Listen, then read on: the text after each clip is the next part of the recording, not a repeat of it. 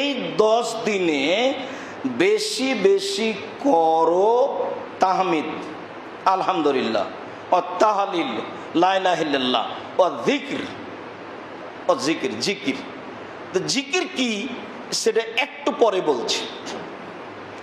এরপরে বলছেন যে ওয়াইন সিয়ামা ইয়াউমিন মিনহা ইয়াদিলু সানা, 10 দিনের একদিন সিয়াম পালন করলে 1 বছর সিয়াম পালনের নেকি হবে।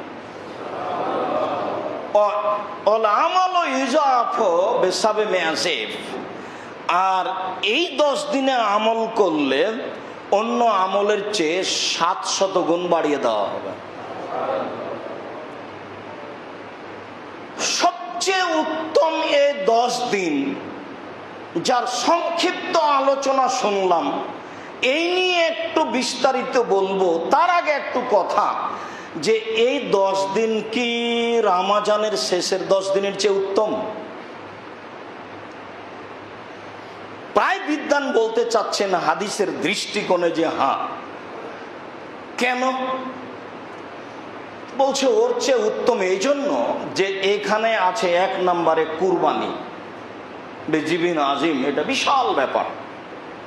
2 নম্বরে আছে আরাফার দিন, আরাফা, এওমে আরাফা।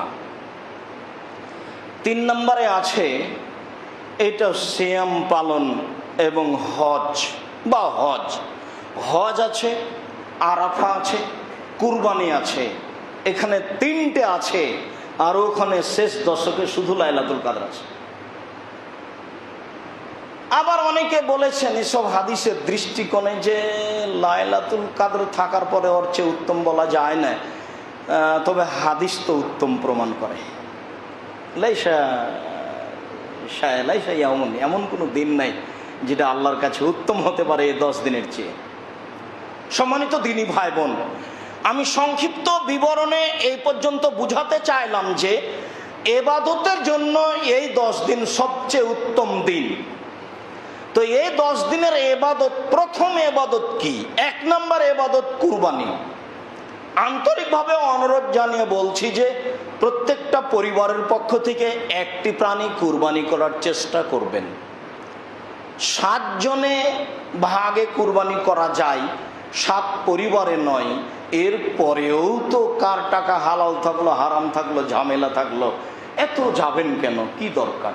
টাকা বেশি আছে, রাজস্থান থেকে উট কিনে নিয়ে আসেন। মনে হয় বাংলাদেশে উট পাওয়া যায়, পাওয়া যেতে পারে, আজকে ব্যবসায়ীরা করতে পারে, সকালকে বিকাল করে দেখাতে পারে। তো টাকা থাকলে উট কুরবানি করেন, না থাকলে ষাঁড় কুরবানি করেন, না থাকলে খাসি কুরবানি করেন, না টাকা কম থাকলে ছাগি করেন, টাকা কম থাকলে তার চেয়ে কম থাকলে ভেড়া কুরবানি করেন।